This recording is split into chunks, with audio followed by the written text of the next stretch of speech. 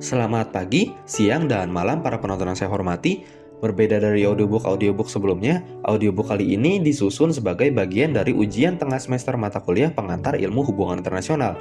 Pada kesempatan kali ini, saya akan menjelaskan mengenai geostrategi rute Laut Utara atau Northern Sea Route dan ambisi Near Arctic State China. Tanpa menunda waktu lagi, mari kita masuk ke pembahasan. Introduction. Untuk memahami ambisi Cina secara mendalam, kita perlu terlebih dahulu mengetahui definisi dari rute Laut Utara, yang pada bagian berikutnya akan disingkat dengan NSR.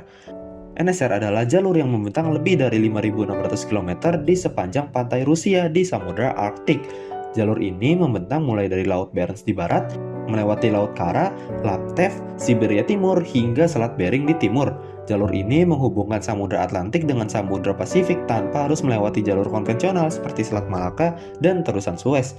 Dahulu, laut ini hanya dapat dilalui oleh kapal pemecah es Rusia, tetapi berkat pemanasan global yang kini semakin mempercepat mencairnya es, jalur ini semakin terbuka untuk dilalui. Rute Laut Utara sebenarnya sudah dikenal sejak lama, namun selama puluhan tahun jalur ini dianggap kurang ideal karena tantangan ekstrim di Laut Arktik.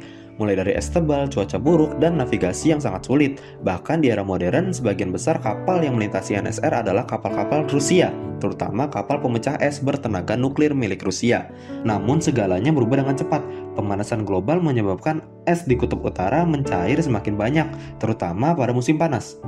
Hal ini membuat NSR kembali dilirik oleh banyak negara besar.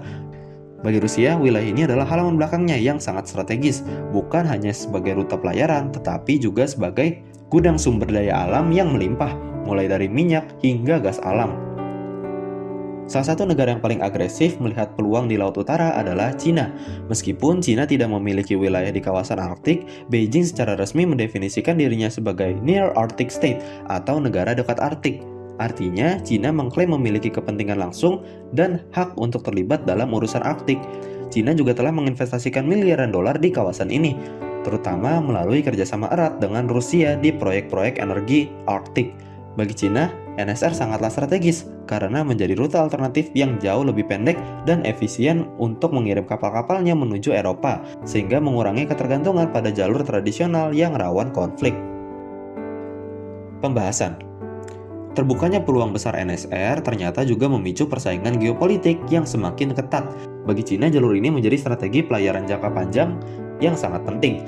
Melalui konsep Polar Silk Road, Beijing berusaha menjadikan NSR sebagai koridor perdagangan baru yang menghubungkan Asia langsung ke Eropa.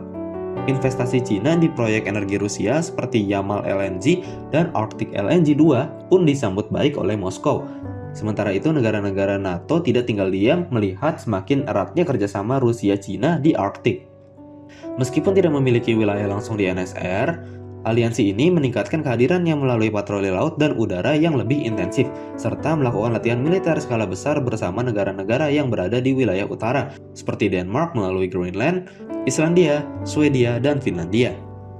NSR menjadi sangat strategis bagi Cina karena menawarkan choke point alternatif yang jauh lebih menguntungkan. Selama ini, kapal-kapal Cina harus melewati Selat Malaka dan terusan Suez untuk sampai ke Eropa. Kedua jalur tersebut sangat rawan konflik, blokade politik, bahkan pembajakan. Selat Malaka misalnya, berpotensi diblokade oleh Amerika Serikat jika terjadi ketegangan. Sementara terusan Suez meskipun menjadi jalur pintas yang efisien, seringkali menjadi arena konflik regional. Disinilah NSR muncul sebagai rute alternatif yang menjanjikan karena wilayah ini dikendalikan oleh Rusia, yaitu mitra strategis Cina. Beijing melihat peluang untuk mengurangi ketergantungan pada jalur selatan yang selama ini rentan terhadap gangguan. Meskipun Rusia menyambut hangat investasi Cina di NSR, tetap terdapat perbedaan pandangan mengenai status hukum jalur tersebut.